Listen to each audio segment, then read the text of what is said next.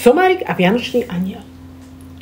Bol raz jeden somárik, ktorý len nedávno prišiel na svet. Polia i lúky pokrývalo aspoň pol metra snehu a v lesoch prituhlo mrazom. Somárik spinkal v stajni na slame a mamička ho nežne zohrievala svojim dychom. Zavše mu rozpovedala príbeh na dobrú noc o osvici, ktorá za dávnych pradávnych čias spolu s volom v betlemskej maštali zohrievala svojim dychom malé jezuliatko. Tento príbeh musel Somárikovi rozprávať stále do kolečka dokola. Sladko pri ňom zaspával, kým sa okolo maštale preháňal vietor. Jedného dňa sa Somárik zobudil, ale kam zmizla jeho mamička? Nastražil uši a ustráchane sa poobzeral. Pri dverách stajne zbadal drobné dievča alebo vari chlapca. Stál tam malý anjel, na hlave mal vlnenú čiapku a na sebe teplé nohavice. Kabátik, okolo krku vlnený šál a inak bol bosý. To bosonohé dieťa muselo byť naozaj anjel. Hľadáš mamu? Spýtal sa anjelik. Je predsa v maštali v Betléme, kde v jasličkách svojim dychom zohrieva jezuliatko. Mám ťa tam zaviesť? Vôbec to nie je ďaleko. Čo mal na to Somárik povedať? Vydal zo seba iba hlasné i-a, čo znelo ako radostné áno. V dedine sa medzi tým zotmelo. Deti sa práve vracali zo sánkovačky s vyštípanými lícami a umrznutými ušami. Zaujímalo ich, kamže sa chystajú Somárik s anjelom. Sme na ceste k jezuliatku v jasličkách do Betléma. No, to je teda. Len čo deti toto počuli, už aj sa pýtali, či smú ísť s nimi. Somárik sa pozrel na anjela, malý anjelik na Somárika. Somárik vydal hlasné i-a a tak sa deti k ním pridali. Pripojili sa aj dve mamičky a jedna stará mama, ktoré náhodou stáli obďaleč. Pri detinskom kostole bola pekáreň. Teta pekárka sa práve pozerala von oknom. Zrazu zbadala, ako si tam tak kráčajú anjelik so Somárikom spolu s deťmi, starou mamou a dvomi mamičkami. Sme na ceste k jezuliatku, ktoré sa narodilo v maštali v Betléme. No to je teda. Sotva to pekárka počula, už aj sa spýtala, či môže ísť s nimi. Aj so svojím mužom, pekárikom. Somárik sa pozrel na anjela, malý anjel na Somárika. Vydal zo seba hlasné i-a a o chvíľu už kráčali všetci spolu. Putovali šírym polom, kde stretli pastiera so psami a ovcami.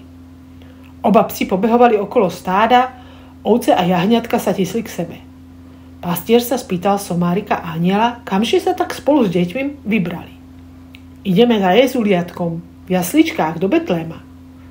Tak to je teda. Len čo to pastier počul, spýtal sa, či aj on môže ísť s nimi, spolu so svojimi psami a stádom oviec. Somárik sa pozrel na anjela, malý anjel na Somárika. Somárik sa opäť ozval hlasným i-a a tá kráčajúca skupina sa rozrástla o pastiera s jeho psami, ovcami a jahňatkami. Na ďalšom rohu teta zo stánku Klobáska i policajný strážmajster Lekvár zazreli Somárika s anjelom, deti, starú mamu, obe mamičky, rodinu pekára, pastiera so psami i stádom. Kam to takto všetci večer idú? Ideme k jezuliatku v jasličkách do Betléma. Ach, tak to je teda. Sotva to teta s klobáskami začula, zatvorila svoj stánok a spýtala sa, či môže ísť aj ona. To isté sa opýtal aj policajný strážmajster Lekvár, hoci bol práve v službe. Somárik urobil zase svoje hlasné i-a a tak sa k sprievodu pripojili aj oni. Teta zo stánku, aj policajný strážmajster Lekvár. Práve prechádzali zasneženým lesom. Spoza stromov vykúkla jedna srnka a čoskoro ich bola celá črieda. Potom sa prikradla líška, dve veveričky a 3 zajace, ktoré ich sledovali vyplašenými očami. Chcete sa k nám pridať? Spýtal sa malý anjel. Sme na ceste do Betléma k jezuliatku. A zvieratka sa samozrejme pridali. Srnky, líška, veveričky i zajačiky. Dokonca aj lesník, pán Lesný, ktorý im náhodou skrížil cestu so svojím jazvečíkom, sa pobral s nimi. Oblohu za kopcami rozžiarilo svetlo vianočnej hviezdy. Každým krokom boli nebesá čoraz jasnejšie. Akému svetlu to idú všetci v ústrety?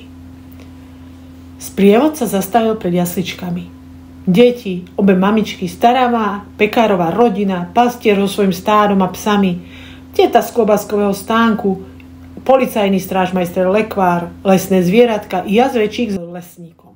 Počuli spievať a jasať anielov, videli malé jezuliatko v jasličkách a všetci sa mu v úcte poklonili a nechali sa požehnať. Pri rodičoch dieťaťa Mária Jozefovi stál vôl a Somárikova mama, ktorí vedno zohrievali drobné jezuliatko svojim dychom. Bolo to presne tak, ako to malý Somárik pred spaním počul od svojej mamy. Somárik nevychádzal z údivu. Nemal ten príbeh o Božom dieťati, ktoré sa narodilo v jasličkách v Betleme už veľa rokov? Zázrak z Betlému sa opakuje každý štedrý večer, povedal malý anjel.